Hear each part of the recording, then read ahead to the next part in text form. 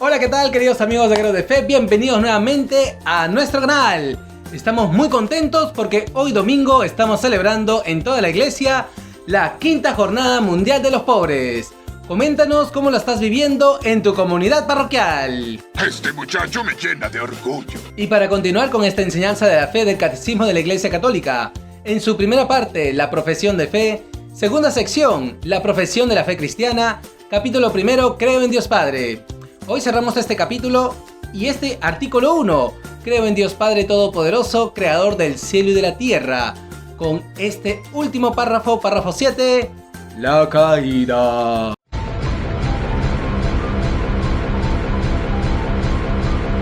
Pero antes de continuar, te invitamos a que te suscribas a nuestro canal y si no lo has hecho aún, puncha la campanita para que recibas una notificación de cuando subimos nuevo video.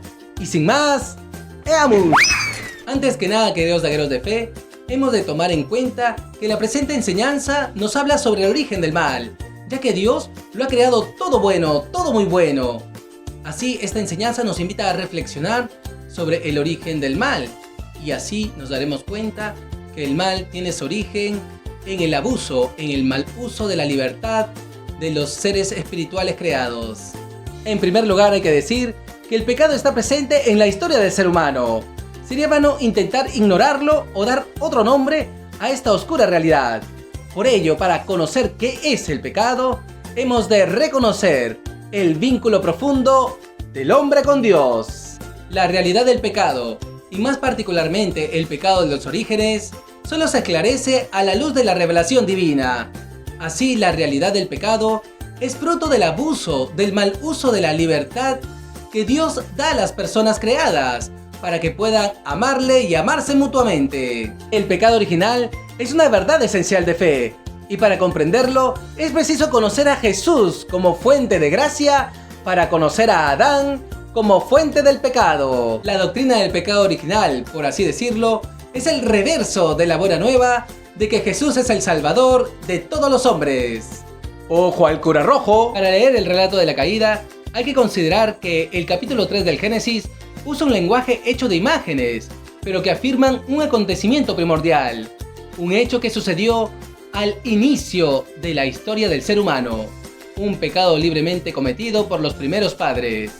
Detrás de la elección desobediente de nuestros primeros padres, se halla una voz seductora, come, que es opuesta a Dios y que por envidia los hace caer en la muerte. La Sagrada Escritura y la Sagrada Tradición nos hablan de un ángel caído, llamado Satanás o Diablo, que fue bueno porque fue creado por Dios, pero que por su desobediencia lo rechazó. En la segunda carta del apóstol San Pedro, se nos habla de un pecado de estos ángeles, que consiste en la elección libre de estos espíritus creados que rechazaron radical e irrevocablemente a Dios y a su reino. Algunos padres de la Iglesia afirman que este pecado de los ángeles consiste en el rechazo, en la rebeldía frente al hecho revelado de que el Hijo de Dios se hiciese un ser humano y no uno de ellos. Otros señalan que este pecado consiste en el rechazo a servir a seres inferiores, los seres humanos, siendo ellos superiores a nosotros. En los dos casos se refleja la soberbia y el rechazo a Dios. Es el carácter irrevocable de su elección, y no un defecto de la infinita misericordia de Dios, lo que hace que el pecado de los ángeles no pueda ser perdonado. La Sagrada Escritura atestigua la influencia nefasta de Satanás. La más grave en consecuencias de estas obras es la seducción mentirosa que ha inducido al hombre, al ser humano, a desobedecer a Dios. Sin embargo, el poder de Satán no es infinito, no puede impedir la edificación del reino. El que Dios permita la actividad diabólica es un gran misterio, pero como nos enseña San Pablo, nosotros sabemos que en todas las cosas interviene Dios para bien de los que le aman. Dios creó al hombre a su imagen y lo estableció en su amistad. El ser humano como ser espiritual solo puede vivir esta amistad con Dios bajo la forma de libre sumisión a Él. Es decir, el ser humano como ser espiritual es libre y por eso Dios no nos obliga a amarle, sino que libremente hemos de someternos a su amor. Esto es la prueba de la libertad, expresado según el relato del Génesis con la prohibición de no comer del árbol del conocimiento del bien y del mal. La prohibición es una prueba de la libertad. Evoca la limitación infranqueable que el hombre, en cuanto criatura, debe reconocer libremente y respetar con confianza. El primer hombre tentado por el diablo dejó morir en su corazón la confianza hacia su creador y, abusando de su libertad, desobedeció el mandamiento de Dios. Por ello, el pecado es desobediencia a Dios y falta de confianza en su bondad. En este pecado, el ser humano se prefirió a sí mismo en lugar de Dios, y por ello despreció a Dios. Hizo elección de sí mismo contra Dios, es decir, quiso ser como Dios, pero sin Dios, antes que Dios, y no según Dios. La Sagrada Escritura muestra las consecuencias dramáticas de esta primera desobediencia. Para conocerlas, vamos a llamar a nuestro viejito de las letras. ¿Qué? Tiene que ganarse el pan con el sudor de su frente, pues. Consecuencias dramáticas del pecado original. 1. Pérdida inmediata de la gracia de la santidad original, reflejado en el texto porque tienen miedo a Dios, tienen una falsa imagen de Él. 2. Se destruye la armonía. El dominio de las facultades espirituales del alma sobre el cuerpo se quiebra. La unión entre el varón y la mujer es sometida a tensiones. Sus relaciones estarán marcadas por el deseo y el dominio. Se rompe la armonía con la creación. El ser humano es sometido a la servidumbre de la corrupción. Y volverá al polvo, la muerte. 3. Desde el primer pecado, una verdadera invasión de pecado inunda el mundo. Fratricidio, corrupción universal, infidelidad a Dios, y entre cristianos se manifiesta de múltiples maneras. Consecuencias dramáticas del pecado original. Estas consecuencias del pecado de Adán no solamente le afectan a él, sino que, como nos ha mostrado la Sagrada Escritura, afectan a toda la humanidad. Todos los seres humanos estamos implicados en el pecado de Adán. La inmensa miseria que oprime al ser humano y su inclinación al mal y a la muerte no son comprensibles sin su conexión con el pecado de Adán y con el hecho de que nos ha transmitido un pecado con que todos nacemos afectados. Por eso, el bautismo nos libera del pecado original. Pero, ¿cómo vino a ser el pecado de Adán?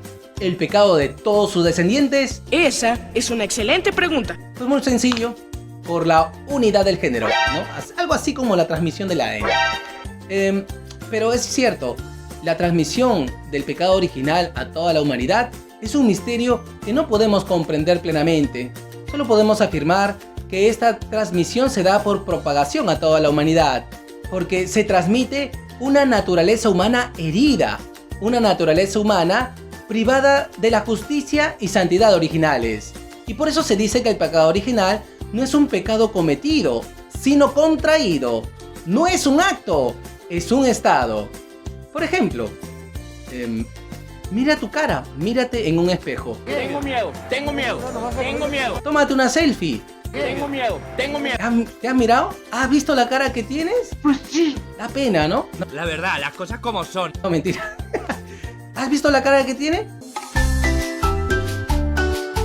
Yo te pregunto, ¿esa cara que tiene es tu culpa? Pues no. ¿O de quién es la culpa? No me digas, por favor, no me lo digas. ¿De quién es la culpa que tu cara sea así, con esos rasgos característicos? ¡Ya basta, Freezer! Pues no será de tus padres. Tienes algo de papá y algo de mamá. Tu cara la has heredado. Igual, de manera semejante o análoga, el pecado original no lo hemos cometido, sino que lo hemos contraído, lo hemos heredado de nuestros padres. Vaya, eso explica muchas cosas. El pecado original en cada uno de nosotros no tiene carácter de falta personal, es más bien privación de la santidad y justicia originales. También hay que afirmar que el pecado original no ha corrompido totalmente nuestra naturaleza humana, pero sí la ha herido, y por eso nuestra naturaleza humana está sometida a la ignorancia, al sufrimiento, al imperio de la muerte e inclinada al pecado. Entre algunas herejías que negaban la realidad de que la naturaleza humana está herida, encontramos Pelagio. Él decía que... No, Pelagio yo no soy. No, pues, no te burles. Gracias. Pelagio afirmaba que basta con la sola fuerza de la voluntad libre, la fuerza natural, para que el hombre pueda vivir una vida moralmente buena. Es decir, rechazaba la necesidad de la gracia de Dios. Y en segundo lugar, Lutero. Yo soy Lucero. Mi apellido es Lucero, no Lutero. No te confundas, por favor. Bueno, Lutero decía que la naturaleza humana estaba radicalmente pervertida, corrompida del todo y que no tenía solución. La doctrina del pecado original proporciona una mirada de discernimiento lúcido sobre la situación del hombre y su obrar en el mundo, de cómo se da esta servidumbre del pecado. Las consecuencias del pecado original y de todos los pecados personales de los hombres confieren al mundo en su conjunto una condición pecadora. También la influencia negativa que ejercen las personas, las situaciones comunitarias y las estructuras sociales son fruto del pecado de los hombres. Esta situación dramática del mundo, que todo entero yace en poder del maligno, hace de la vida del hombre un duro combate. Tras la caída, el ser humano no fue abandonado por Dios. Dios lo llama y le anuncia misteriosamente la victoria sobre el mal y el levantamiento de su caída. Esto lo encontramos en Génesis 3:13, llamado también el protoevangelio, el primer anuncio del Mesías. Pondré enemistad entre ti y la mujer, entre tu descendencia y la suya. Ella te pisará la cabeza, mientras tú le herirás el talón. La tradición cristiana ve en Jesús al nuevo Adán, que por su obediencia hasta la muerte en la cruz, repara sobreabundantemente la descendencia de Adán. Pero, ¿por qué Dios no impidió que el hombre pecara? Esta pregunta ya está llena de misterio. Es un misterio, muy misterioso. Así que cuando llegues al cielo le preguntas a Dios. ¡Qué gran idea! ¿Cómo no se me había ocurrido? Sin embargo, podemos afirmar que la gracia inefable de Cristo nos ha dado bienes mejores que los que nos quitó la envidia del demonio. Y por eso, la liturgia alaba la victoria de Cristo sobre el pecado y sobre la muerte cuando canta: «Oh feliz culpa que mereció tal y tan grande Redentor». Y esto es todo por hoy, queridos vaqueros de fe. Espero que este video les haya podido ayudar a conocer y a vivir un poquito más nuestra fe. Y no te olvides que el próximo domingo 21 de noviembre, fiesta de Cristo Rey, tenemos un nuevo streaming de Daga de Fe. ¡Pasa la voz! Y si este video te gustó, dale suscríbete, comparte y púchale la campanita. Y si quieres puedes dejarnos tus inquietudes en la caja de comentarios. También puedes comentarnos quiénes son los culpables de la cara que tienes. Lo averiguaremos. Ok, no, ¿cómo has vivido la 5ª Jornada Mundial de los Pobres? Encuéntranos también en Facebook e Instagram. Y no te olvides de dejarnos tu pulgarcito arriba. Y también regálanos tu oración. El Señor esté con ustedes. Y la bendición de Dios Todopoderoso, Padre, Hijo y Espíritu Santo descienda sobre ustedes. Te recordamos que puedes compartir también nuestras pequeñas enseñanzas de Daga de Fe que hacíamos el año pasado, sobre todo para las catequesis, y también seguir meditando la palabra de Dios con la reflexión del Evangelio en nuestra sección Lámpara para mis pasos.